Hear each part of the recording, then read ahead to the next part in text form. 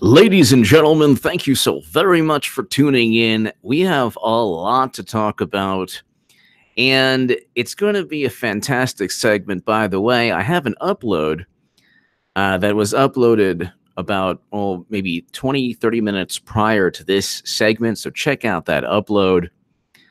And we have a lot to talk about. The timeline, this is according to numerous news reports, Fox News, Washington Times, basically publications that actually want to investigate and dismantle the narrative that President Trump worked with another country to inform Americans that the great Bernie Sanders, the moral voice of our generation, the wonderful, amazing human being who supported a very qualified and honest Hillary Clinton, we are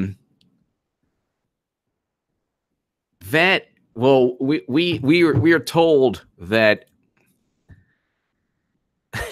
the FBI has been investigating. The FBI has been investigating for 2 years, 3 years, whatever. Okay. All right. Let's just read this really quickly. New details of 2016 meeting with Trump dossier author conflict with Dems timeline. Well, what is the timeline that Democrats and Congressman Adam Schiff and others have furthered? The timeline is, we were just so worried that President Trump was working with the Ruskies, that we were so worried that we just had to, utilize a document or documents that were purchased by Hillary Clinton. The Steele dossier was purchased by the Clinton campaign and the DNC. CrowdStrike was outsourced by the Democratic Party. So let's just read this. New details contained in congressional transcripts and emails about a July 2016 meeting involving the author of the anti-Trump dossier, Justice Department official Bruce Orr, and his wife Nellie appear to conflict with claims from Democrats and the co-founder of the firm behind the dossier that significant contacts did not occur until after the election. According to records, the little-known breakfast meeting was held on July 30th, 2016. Congressional transcripts confirmed by Fox News show Nellie Orr told House investigators last year that Christopher Steele, the British ex-spy who compiled the dossier, wanted to get the word to the FBI at the time. My understanding was that Chris Steele was hoping that Bruce could put in a word with the FBI to follow up in some way. Nellie Orr testified in response to a Republican line of questioning regarding the purpose of the meeting. Bruce Orr did just that, almost immediately contacting then FBI Director Andrew McCabe. This was July 2016. July. Asked by House investigators what they talked about at the breakfast meeting, Nellie Orr said Steele's suspicions that the Russian government figures were supporting the candidacy of Donald Trump. The transcripts come from closed-door interviews conducted last year by the House Oversight and Judiciary Committee when they were under Republican control. The transcripts are undergoing an FBI and DOJ review, of course, and are not public. The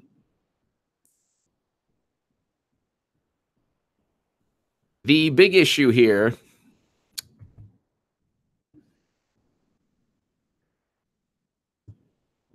so the majority mischaracterized. Okay, so hold on one second. Let's read this.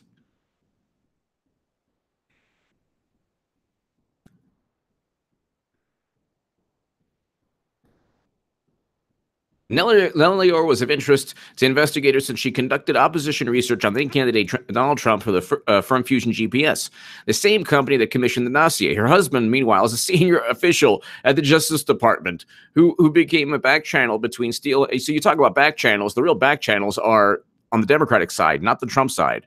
See, these are the back channels nobody cares about. In her testimony, Nellie Orr also said that pieces of the unverified dossier, which would later be used to secure a surveillance warrant for Trump campaign aide Carter Page, may have been shared during the meal. In response to a committee, Democrats Orr stated, "At breakfast, if I recall, there may have been they may have shown pieces of the document." So July email traffic reviewed by indicates that Steele broached the possibility of a meeting with Orr as early as July 1st, 2016. Nellie Orr's testimony appears to align with her husband. Fox News recently reported that Bruce Orr told investigators as part of a Republican-led probe that after the July 30th, 2016 meeting, her first move was to reach out to senior FBI officials. His first move, sorry. What are FBI officials doing speaking to a DOJ and Fusion GPS husband-wife team regarding a dossier Clinton purchased? That is absurd. To my super chat, by the way, thank you so very much. You give me every incentive to rock these live streams. Gabriel, thank you. So, but then it goes on. However, congressional Democrats have asserted that many of the contacts occurred later in the year. In February, in response to a Republican report on the surveillance warrant process, Democrats in the House Intelligence Committee accused Republicans of overstating Bruce Orr's role. The majority mischaracterizes Bruce Orr's role, overstating the significance of interaction with Steele. He also said, there appears to be another discrepancy. The email showed Fusion GPS co-founder Glenn Simpson was in contact with Orr in August 2016.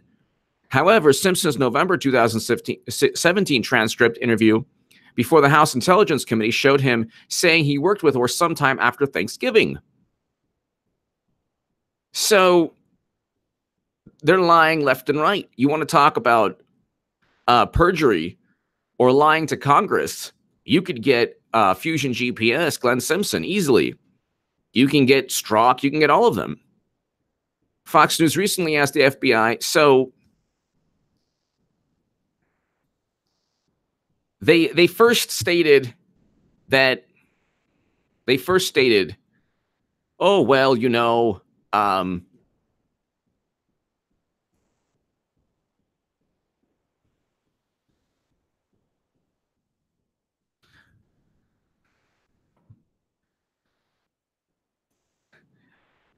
they first stated, well, we didn't know about the Steele dossier, or we didn't use the Steele dossier.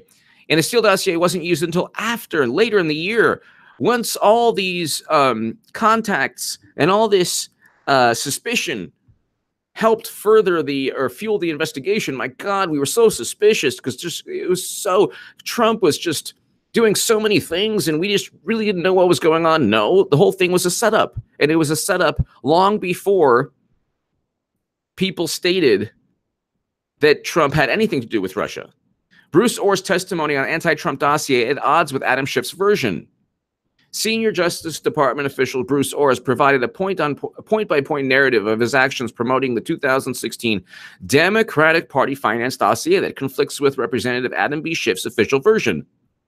Mr. Schiff, a California Democrat and chairman of the House Permanent Select Committee on Intelligence, who has promised a wide investigation of President Trump, as if 2 years of Mueller wasn't enough, issued a memo last year on the FBI's early-on investigation into the Republican campaign. It was a counter to a report issued February 2nd by Devin Nunes.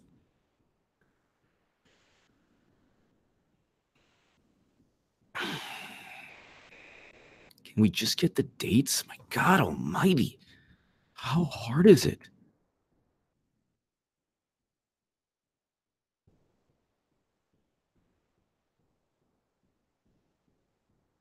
All right, so here. Mr. Schiff's rebuttal report downplayed the dossier's role. His version was overwhelmingly accepted by liberal media, which declared the Nunes memo debunked. Well, whenever you hear that from the left, it's usually not debunked.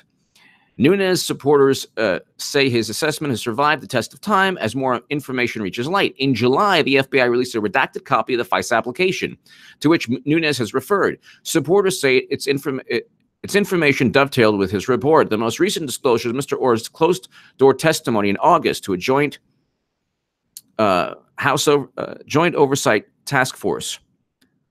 Point by point, Mr. Schiff's report downplayed Mr. Orr's dossier role. At the time, Mr. Orr was an associate deputy attorney general who reported to the number 2 official in the Justice Department, to Rod Rosenstein. Remember the trust sessions people?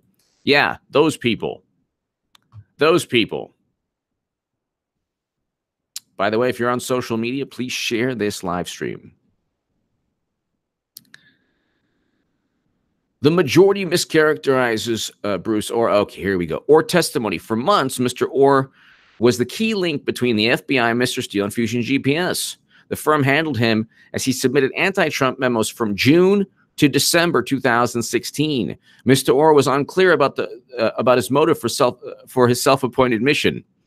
His wife, Nellie, worked at Fusion GPS as an anti-Trump researcher. She provided a thumb drive of her work, which Mr. Orr handed to the FBI.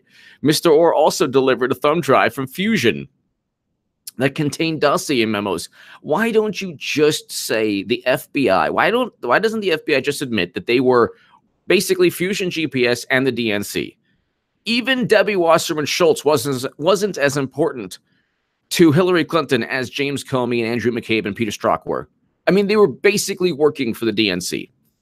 He met with Mr. Steele in July of 2016 and had sessions with Fusion co-founder Glenn Simpson. They both provided anti-Trump allegations that Mr. Orr provided the FBI. Mr. Orr's messenger job for Mr. Steele continued until November 2017. Mr. Schiff's report said that Mr. Orr didn't go to the FBI with the Steele allegations until November. But that's not true. A month after the FBI executed its first spy warrant, so October 2016, the Carter page, but months before, you had the Steele dossier being fed to the FBI. Mr. Schiff's report said Mr. Orr didn't go to the FBI with the Steele allegations until November 2016, a month after Carter Page's warrant. Mr. Schiff's timeline asserts that Mr. Orr had no effect on the FBI's FICE application. Of course it did. Orr's testimony, Mr. Schiff's chronology is wrong. Mr. Orr first met with Mr. Steele in July and personally conveyed the allegations at FBI headquarters in August, September, October, November. So the Democratic Party and Adam Schiff were inaccurate. They were the ones who were debunked. The Bureau's number 2 agent. So Mr. Schiff's chronology is wrong. Mr. Orr met with Mr. Steele in July and personally conveyed the allegations at FBI headquarters in August to Andrew McCabe, the Bureau's number 2 agent, and his legal counsel, Lisa Page. So there you go. There you go, ladies and gentlemen.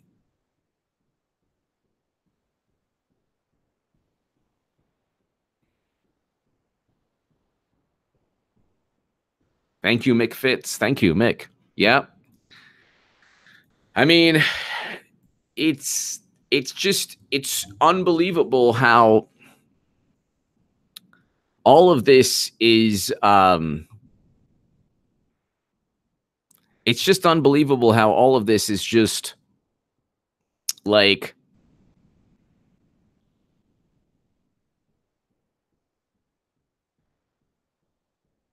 all of this is right in front of us, staring us, right in front of us, right in front of us.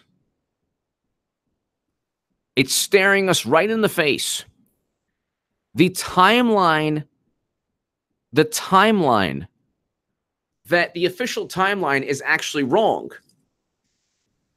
They were utilizing the Steele dossier long before they got the FISA warrant, long before Trump won the election. That was the insurance policy. Peter Strzok stated that already. He already stated there's an insurance policy. We already know what the insurance policy is. We already know what the insurance policy is. It's not that hard. It's not that difficult, ladies and gentlemen. By the way, before I meander into never-ending discussion on a whole bunch of things, Mr. Orr met again with Mr. Steele in September.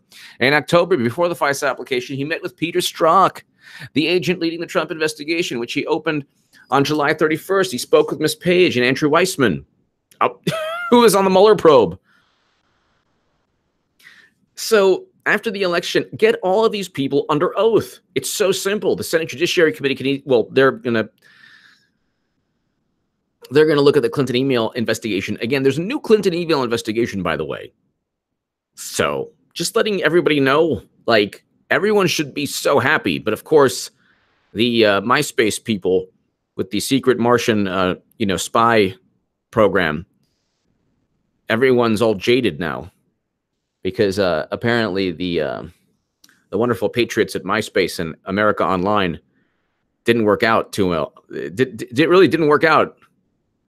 Anyway, let's not go there. After the election in late November, Mr. Orr again met with Mr. Strzok and Miss Page. He was also introduced to Agent Joe Pientka, who became his go-between. So, like, at what point do you...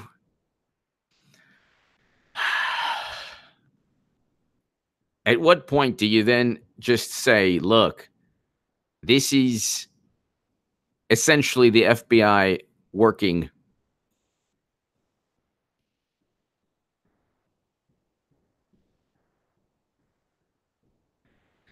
Thank you, Galen H. Grounds, for sharing this segment on Twitter. Thank you. I have a funny story to say about Twitter. And Angel M. Tibbs, thank you for sharing this.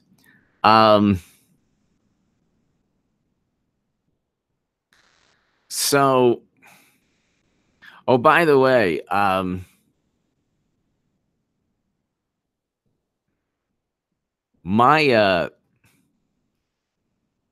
I do not have a presence on Twitter, so don't follow anyone who's claiming to be me. But anyway, I was looking at Twitter. This is kind of hilarious. Ruth Kessler, thank you for there's one Twitter, well, okay, a couple things. There's one Twitter page that's illegally sharing bogus copies of my books, which is hilarious. And they're not even exact copies, which is hilarious. So there's one Twitter site that is doing that, but whatever, I don't care. People still buy my books on Amazon. Why would you risk a whole lot of things by downloading some bizarre URL? But there's people still talking about me on, and it's basically on Twitter. It's basically utilizing my name to disparage people. So people on the left, it's like a giant cult, and what they do is they pick like really good, well-known journalists, well-known media pundits, okay, on YouTube, great people, and they say, who's going to be the next H.A. Goodman?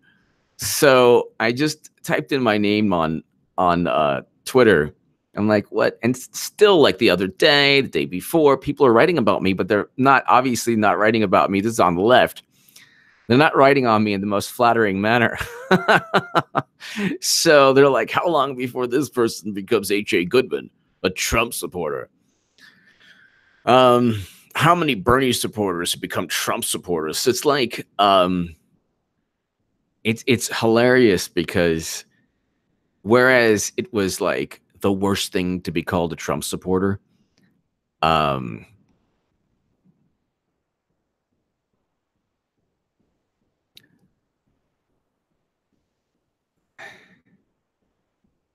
whereas it's the worst thing to be called a Trump supporter, and now they're like, no.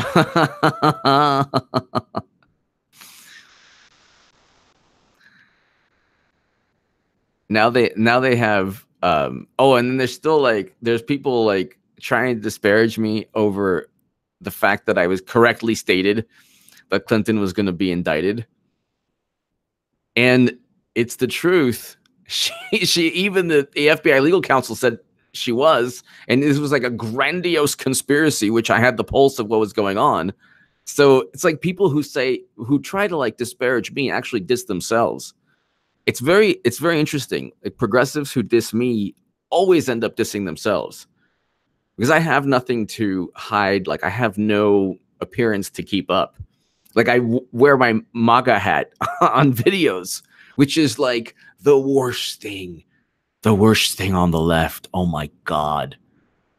And then they don't realize that their paradigm, that whole like revolution that started with Bernie, has now morphed into Beto O'Rourke. My new name is Rico Suave Sanders. If it works for Beto, it'll work for me. It's now Beto O'Rourke and Alexandria Ocasio-Cortez. And like, when do you hear Bernie anymore?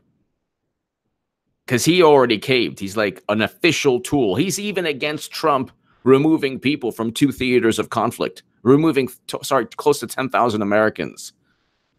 Then you get the people, oh my God, what's happening? I'm not even going to say the names of the countries because it's like YouTube policies are all over the place. So what's happening in one Latin America country is just like what happened in North Africa with President Obama. No, it's not. Is NATO doing anything against the country in Latin America? No, it's not. It's, by the way, already a failed state because of failed economic policies. So I love people who are like, hey, Trump is just like, this is a forced, this is a coup sponsored by the maybe, but that I'm against that. I don't want any intelligence service to do that, but it's night and day from NATO jets imposing through a military intervention that caused massive civil unrest and conflict and a quagmire there. And there are now auctions where human lives are being purchased and sold in that nation that President Obama calls his biggest mistake in North Africa. So anyone who would ever debate me on that, it's like game over. So that's not even the case. So the left is just kind of all over the place. I love, though, how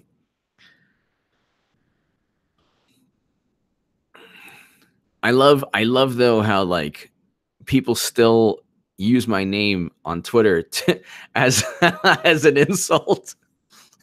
They use my name as an insult, which is like so hilarious. It is so hilarious.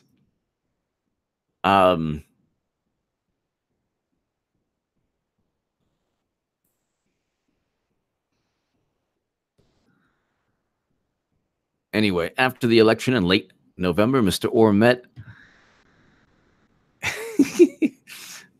Oh, please. The next 2 years can't come fast enough. The election, on election night,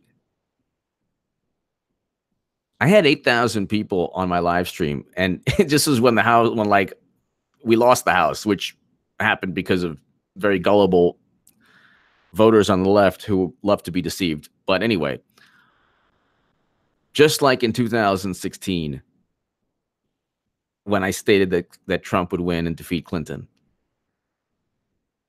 Trump's going to win again in 2020. And when he does, oh my God. I mean, this channel could have who knows how many people. I don't know, but it's going to be, I mean, people are going to be watching Styx. They're going to be watching HB. They're going to be watching Tim Pool. They're going to be watching a whole bunch of people. Kevin's Corner, Jericho Green. They're going to be watching. I mean, could you imagine how many? There's so many great channels. Anthony Brian Logan, he's awesome.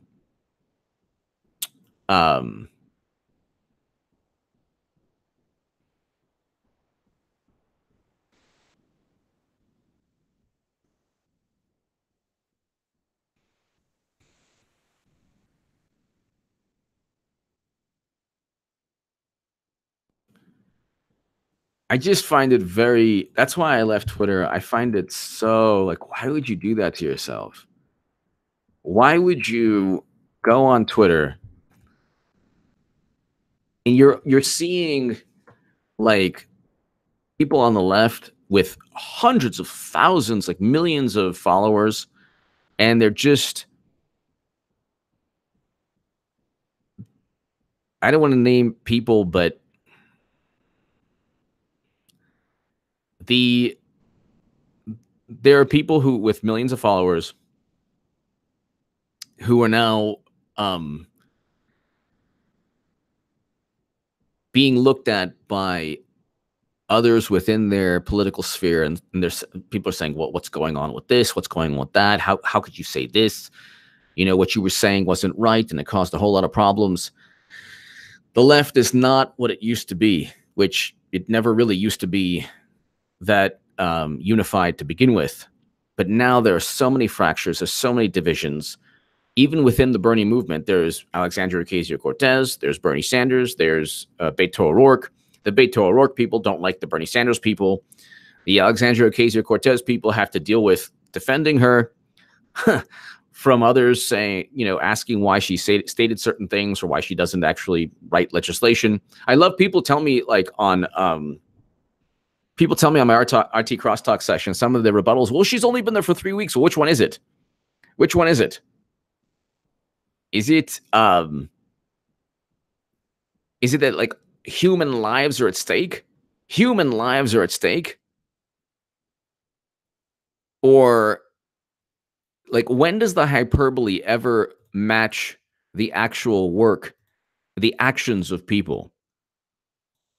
When does the hyperbole match?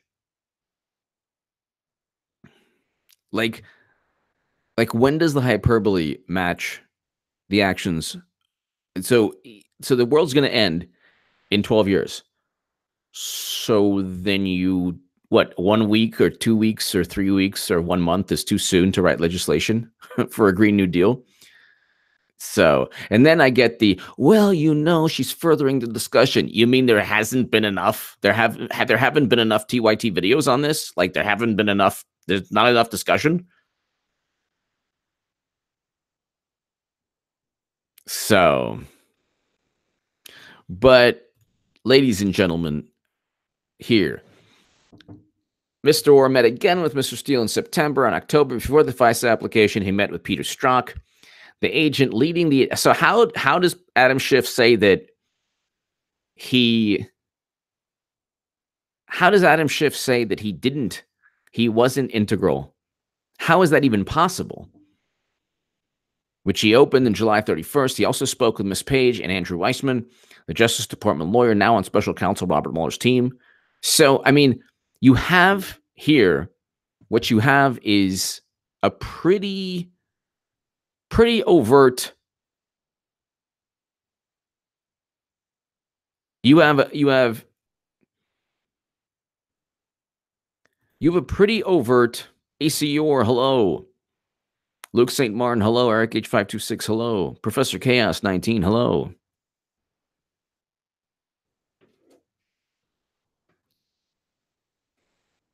You have pretty overt, literally a conspiracy. Pretty overt conspiracy.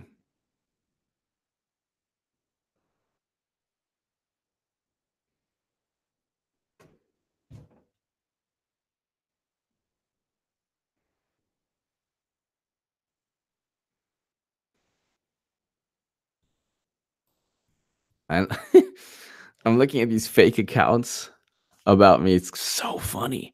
Like, why would you download PDFs from a fake account? Just like this, there's this fake account that like just wants to hurt me. And so they're just like, the reason for existing is just to give people my books for free. Meanwhile, like, why would you delete a bizarre PDF on your computer from some fake account? Like, what kind of imbecile would do that? Not to mention the copyright. Like, I've already spoken to an attorney. I could totally sue this person, but their whole thing is that they're anonymous. And like, there's one like, oh yeah, you already said in your copyright that no. An attorney read the copyright and said, no, you could totally sue these people if you found out who they were. But it's like not even worth it, because the sales of my books on Amazon still keep going up. They're still doing well. And There's like 110 5-star reviews on, but her top secret emails. But it's interesting. Like I'm not a household name. People who maybe are really into politics or really into Bernie Sanders perhaps know who I am, but people are still mentioning my name. I have like numerous fake accounts still. They're still mentioning my name in a disparaging way.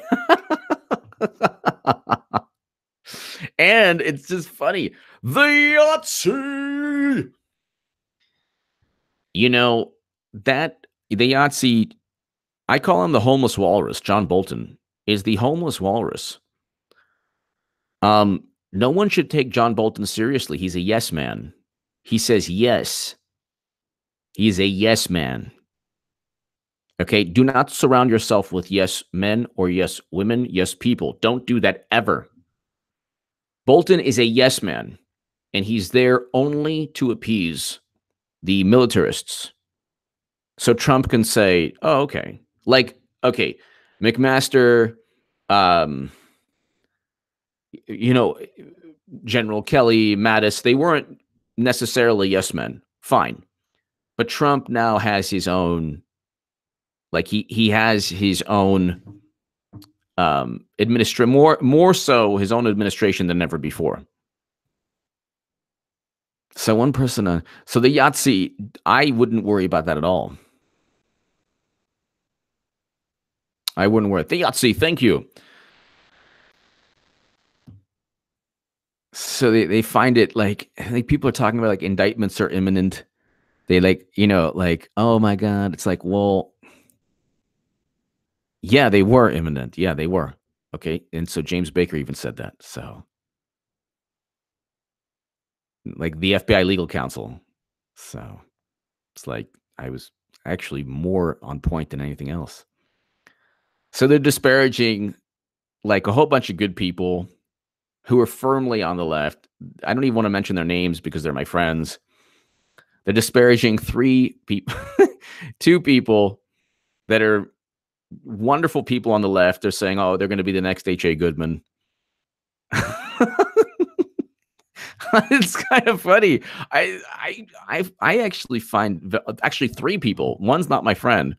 One guy who used to be on TYT, which is very interesting. And he's actually a very good journalist. So what people need to understand is when they use my name in that manner, I love it.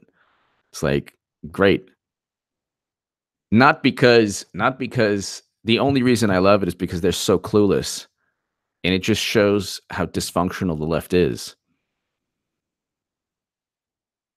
Remember H.A. Goodman works for Trump? What? This is 20 hours ago? I do? I would be nice if I can get a paycheck from the president. That'd be awesome. How do I work for Trump?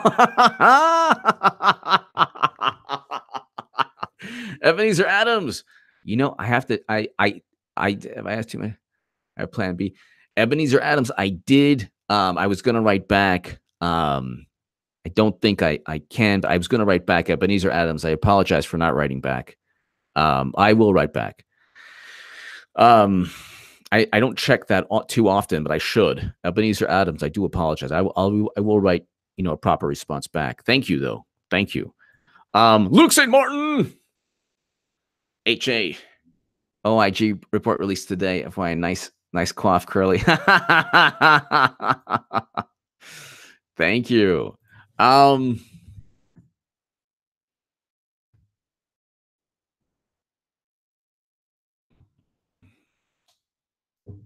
IG report.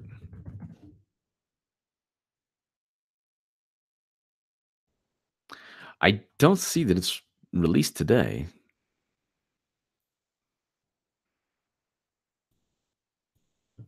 Luke St. Martin. Thank you. As always, freedom fighter. At this point, it's a badge of honor. Freedom fighter. Thank you. It is. And it's why I left Bravo Victor. That's right. It's like a beacon, like a light beacon. Freedom fighter. Yes, thank you. I do see it that way. Luke St. Martin. I think the OIG is going to be very soon. Hold on one second.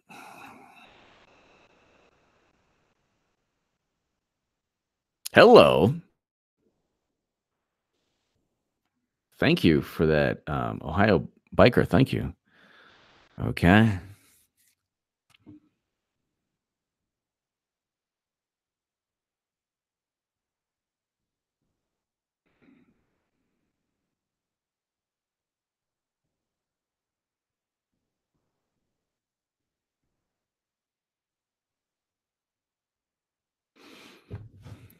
Well, I don't. Wow. I just got to make sure that this is pretty amazing.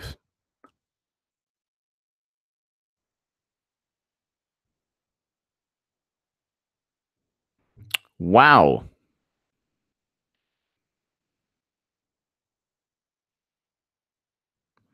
Thank you, Ohio biker. Why did I not see this? Wow. Hold on one second. Let me just make sure I'm reading something that's 100%. I'm actually I mean, you gave the actual site from the Department of Justice.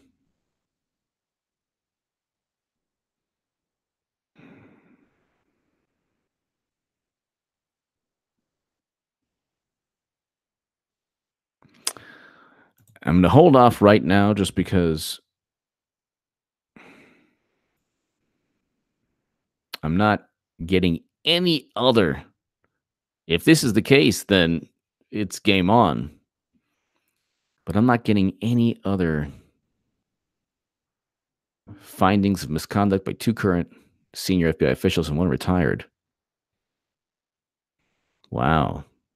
If you have misconduct, I mean, they're probably talking about Andrew McCabe and James Baker. Luke St. Martin, thank you. Angelia Parrish, tell me what's going on. Angelia, thank you so very much. Lots going on. 2019 is going to be a great time, a really great time.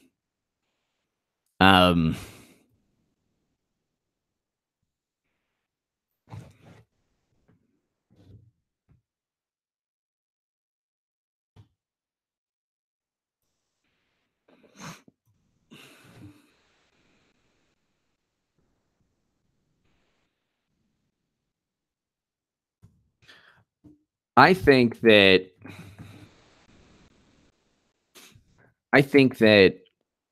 if you just look at let's see, IG report.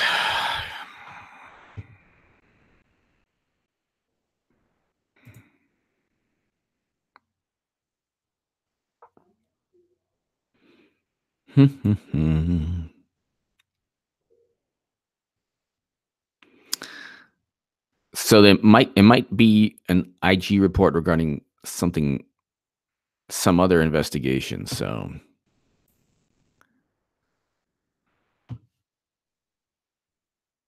so I'm just going to hold off on. Oh, H.A. Goodman, he's deranged.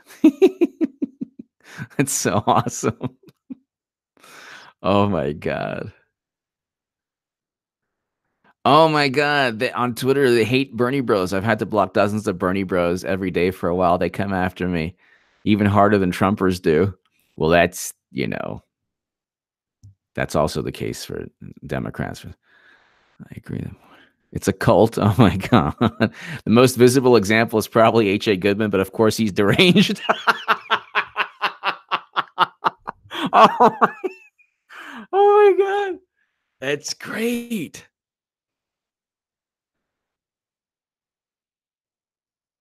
As were the editors of Salon, who let him post his grade school level ravings. Oh, what about the editors of The Hill when I was a contributor? And the editors of the Huffington Post, which, by the way, I didn't, like you could upload when you, like at HuffPost, you used to be able to upload things and they would never let me upload ever.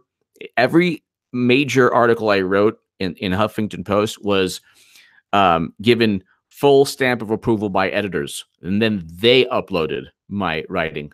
I didn't. So that's interesting too. Well, that's fantastic. What else are they saying about me? I hope it's disparaging. I get it's pretty awesome.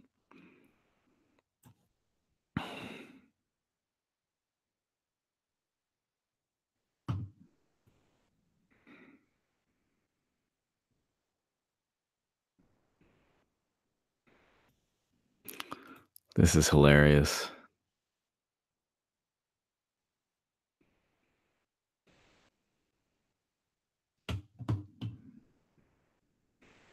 Oh, this is great. This is me. That's right. This is me as a cartoon. They put Cher. I don't have Cher in the background though. It's so great. And it's from Synthetic Rebellion. So awesome. They actually emailed me. So awesome. Jordan Sather versus A Simple Question. It's on YouTube. It's kind of awesome.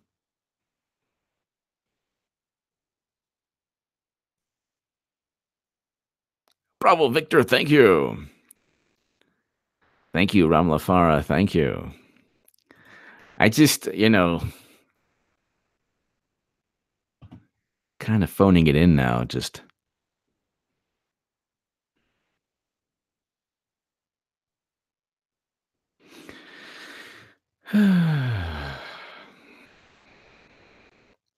Grifters don't have ideology. Remember H.A. Goodman? Oh, big grifter, yeah. All my legion of fans who didn't like Clinton during the election. Wow. Like I adopted the most unpopular position on the left, and now I'm a Trump supporter. So tell me how I'm a grifter. The grifters promise Medicare for all and then are okay when Alexandria Ocasio-Cortez doesn't draft legislation. I'm like, well,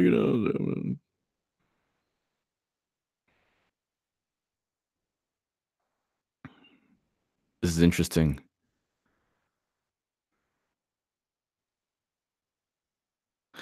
And the hilarious thing also is people are trying to talk you know what to me, and they're actually contacting the idiotic parody account that is trying to illegally share my books, which is hilarious, which they're not even sharing really. Finally, one person made a great, it wasn't, it's like a backhanded comment. It was like, ironically, H.A. Goodman made a great analysis of why Clinton was unelectable. Is that from back when he was sane? Oh my God, that's so great. Back when I was sane. I love that. Whatever. Ebenezer Adams. Don't exactly. This is my safe space, but any space is safe for me because I'm fine. I don't need acceptance from people, but I'm glad, obviously, when I have acceptance, because you definitely want people enjoying your channel who like you. Ebenezer Adams, thank you. I'm gonna say, don't hate me because I'm beautiful. Thank you, Ebenezer Adams. You and the Yahtzee gave the best analysis of the Clinton email debacle.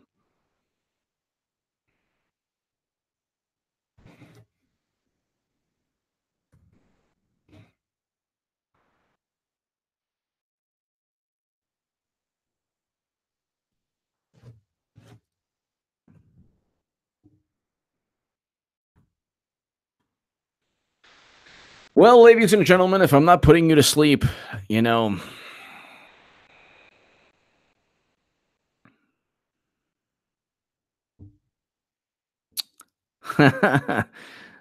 and gentlemen, thank you. I will be back a little later. Thank you so very much. And let's see. Definitely check out my Second Amendment channel.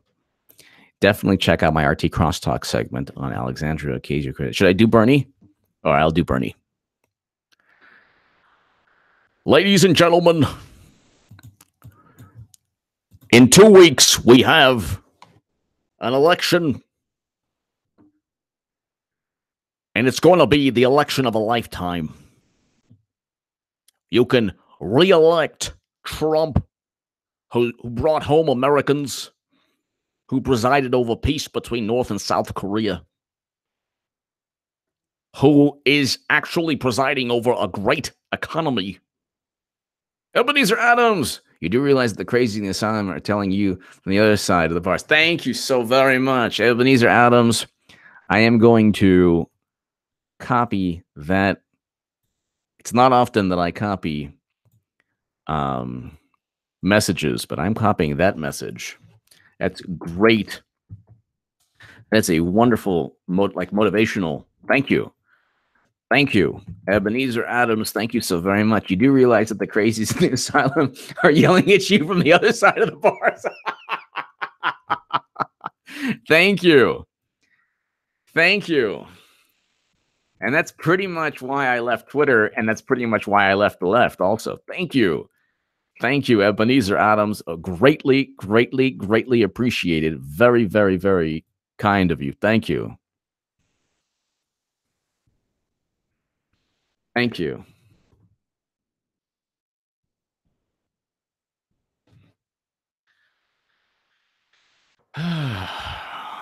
Wow. Thank you, Tommy. Okay, let me finish my Bernie, and we can go. Thank you, everyone, for this wonderful occasion. By the way, if you want to donate to my campaign, write a check to the Democratic National Committee. That is essentially my campaign.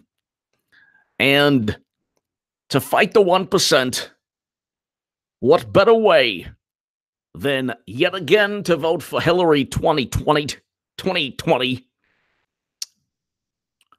And, ladies and gentlemen, the Russians try to steal Madam Secretary's rightful position as president of the galaxy, which, if you ask me, she should have been president of the Milky Way, not just the United States, of all of the planet. She's a wonderful, wonderful, wonderful, amazing human being. And she's a million times more honest. That's right, my new name is Rico Suave. Da-na-na-na-na. Rico Suave Sanders. That grifter Beto. Insta-Patriot. Do you think the left will use mass voter fraud to keep Trump from getting reelected? They're going to try anything possible. I'm not sure, Insta-Patriot, but I don't think they're going to try anything possible. But I'm not 100% sure about that, but they'll try anything possible. But anyway, I just want to let everyone know to vote for Hillary 2020 and make checks payable to Hillary Victory for America. The Russians interfered in 2016, but will never interfere again to hurt poor Hillary. Campaign 2020, that's the organization name. And don't forget, I think part of the name also is write your checks to Hillary Campaign Clinton 2020. Don't ever let the Russians defeat the Democrats again and make you believe that Jill Stein and Bernie Sanders were actually good candidates. Campaign LLC. Okay. That's the long name of the Political Action Committee.